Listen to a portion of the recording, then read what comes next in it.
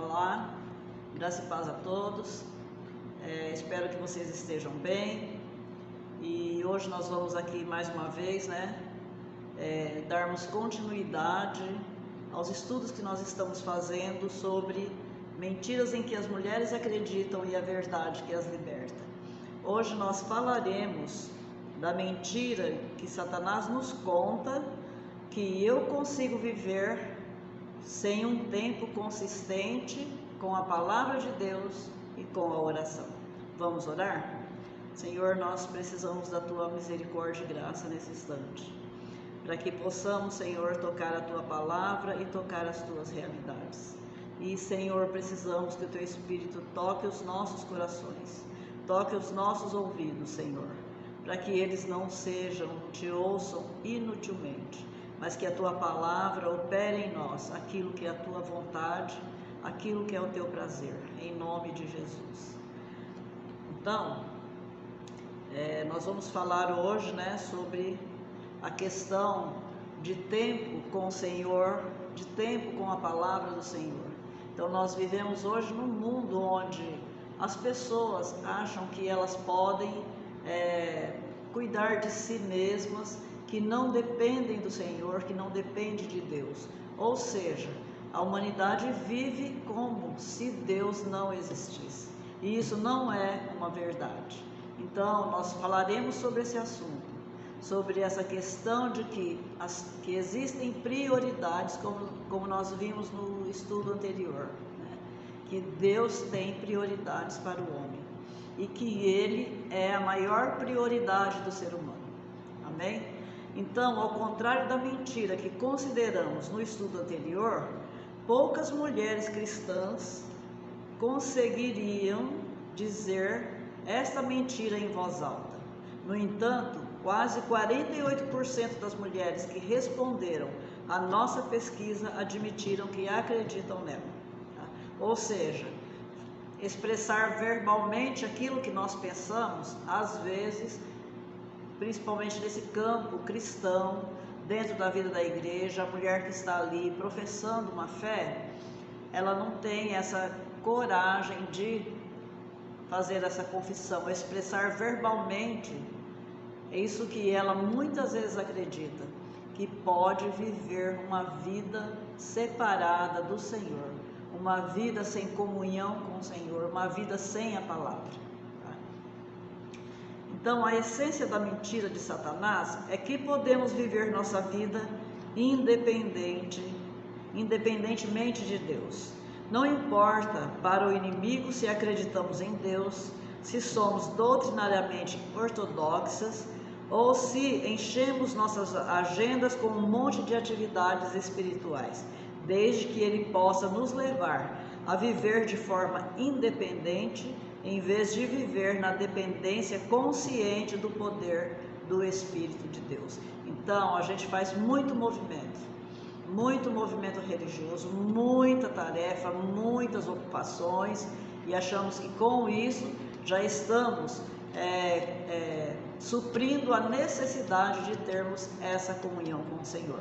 Isso não é verdade, tá?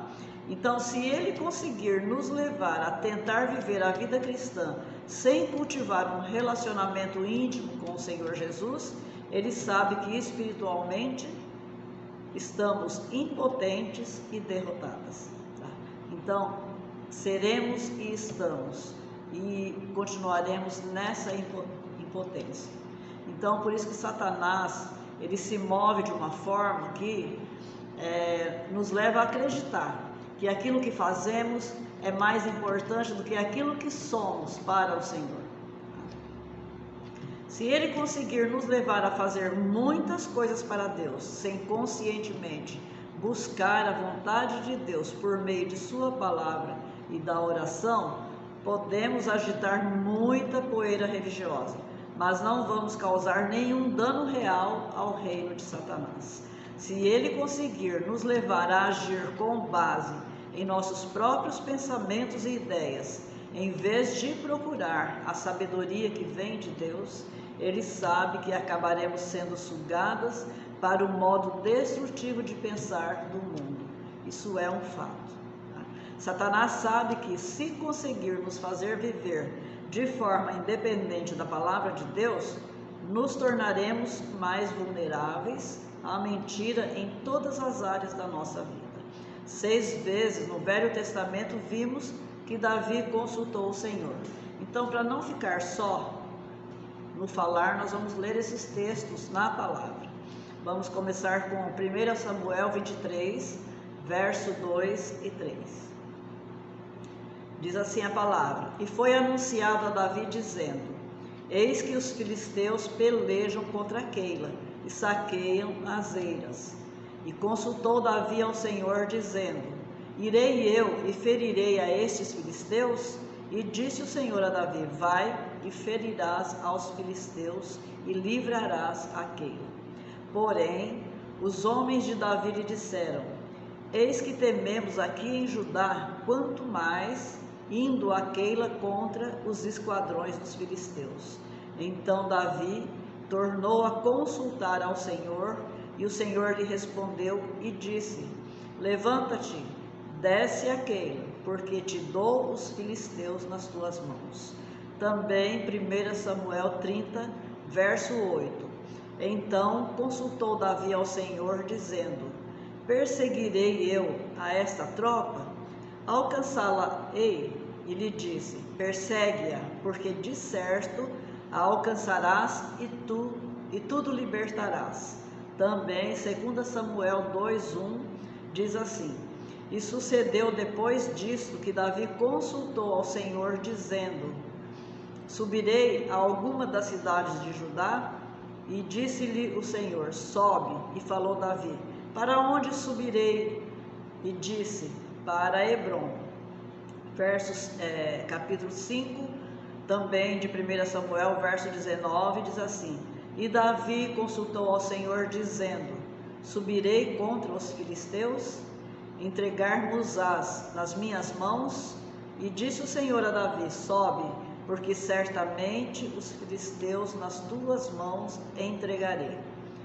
E Davi consultou ao Senhor, o qual disse: Não subirás, mas rodeia por detrás deles e virás a eles por defronte das amoreiras. Então nós observamos aqui em vários lugares e várias passagens, porém a gente pegou parte só de cada uma, porque são textos muito longos, né? O interessante seria a gente ler a história toda para a gente compreender o que estava acontecendo. Porém, o nosso foco aqui é chamar a atenção para quê? Davi não fazia nada sem consultar o Senhor. Davi, tudo que ia acontecer com ele consultava ao Senhor. Tudo que ele pensava em se mover com questão ao seu exército e todas as áreas, ele consultava ao Senhor. Então é isso que nós precisamos tirar de lição dessa porção da palavra, porque nós vivemos uma vida que só lembramos do Senhor quando tudo está muito ruim, quando nós estamos passando pelo fogo, passando pela prova, aí nós corremos para o Senhor. Então isso tem que ser uma constante na nossa vida, todos os dias. E aí nós vamos aprender a todos os momentos lançar todas as coisas diante da presença do Senhor, né? Então, ele sabia que não era nada distante de Deus, que não poderia viver sem o Senhor. De fato, a primeira coisa que fazia todas as manhãs, antes de se voltar para os negócios do dia, era voltar seu coração para o Senhor em oração. Vamos ler Salmos 5, verso 3. Pela manhã ouvirás a minha voz, ó Senhor. Pela manhã apresentarei a ti a minha oração e vigiarei. Também o Salmo 119, verso 147. Antecipei o cair da noite e clamei, esperei na tua palavra. Conhecemos o grande valor e a importância de passar tempo a sós com Deus, em sua palavra e em oração a cada dia. Porém, com muita frequência voltamos nossa atenção para os detalhes e as tarefas do dia sem primeiro dedicar o tempo adequado para consultar o Senhor.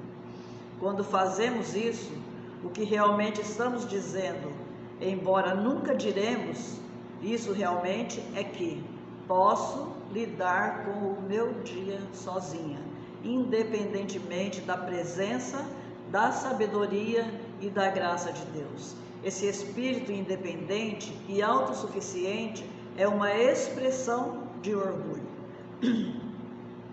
Vamos ler o que a Bíblia diz em Tiago 4,6. Portanto diz: Deus resiste aos soberbos, mas dá graça aos humildes. Deus se opõe aos arrogantes. Se eu caminhar no orgulho, devo estar preparada para a resistência de Deus contra mim e contra os meus esforços. Por outro lado, a palavra diz que Deus dá graça aos humildes. Quando começo o dia me rebaixando e reconhecendo que não consigo fazer as coisas sozinha, que eu preciso de Deus, posso contar com a capacitação de Deus para me conduzir ao longo do dia. Então, vocês já pararam para pensar de quantas coisas nós somos livrados durante o nosso dia? A gente não, se o Senhor descortinasse para nós, abrisse os nossos olhos para que a gente visse como é o nosso dia, os lugares que nós andamos, tudo que passa por perto de nós iríamos perceber muita graça e misericórdia do Senhor, nos guardando e nos livrando de muitas coisas.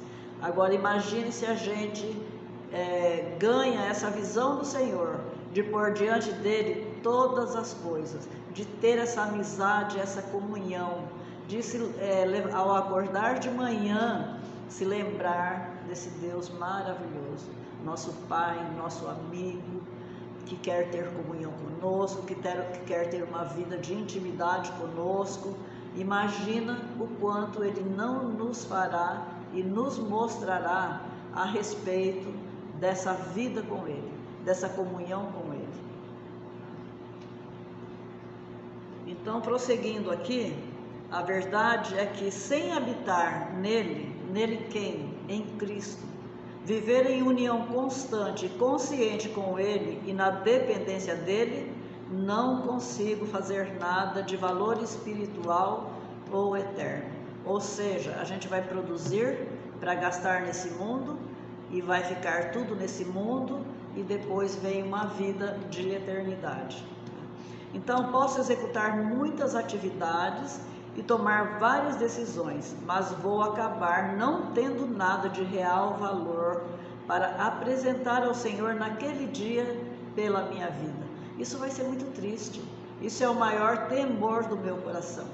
É chegar na presença do Senhor e Ele me dizer: afasta de mim porque eu não te conheço. Então, o que Ele quer dizer com isso? Eu posso até ter crido, feito muitas obras, mas se eu não tive essa vida de direção, de dependência, de comunhão com esse Senhor, eu não conheço Ele. Ele não me conhece, porque nós não tivemos intimidade. Então, vai ser uma coisa muito triste, né? Então, a mentira aqui é que eu consigo viver sem um tempo consistente com a palavra e a oração. Mas existe uma verdade. E é nessa verdade que nós precisamos colocar o nosso coração, focar a nossa mente e investir todos os nossos esforços. Essa verdade é que é impossível para mim, para você, ser a mulher que Deus quer que nós sejamos, sem passar um tempo consistente, cultivando um relacionamento com Ele na palavra e na oração. Vamos encerrar esse estudo agora lendo Provérbios 3, versos 5 e 6. Diz assim: confia no Senhor de todo o teu coração e não te estribes no teu próprio entendimento. Reconhece-o em todos os teus caminhos e Ele endireitará as tuas veredas. Ou seja, preciso desse Senhor junto comigo.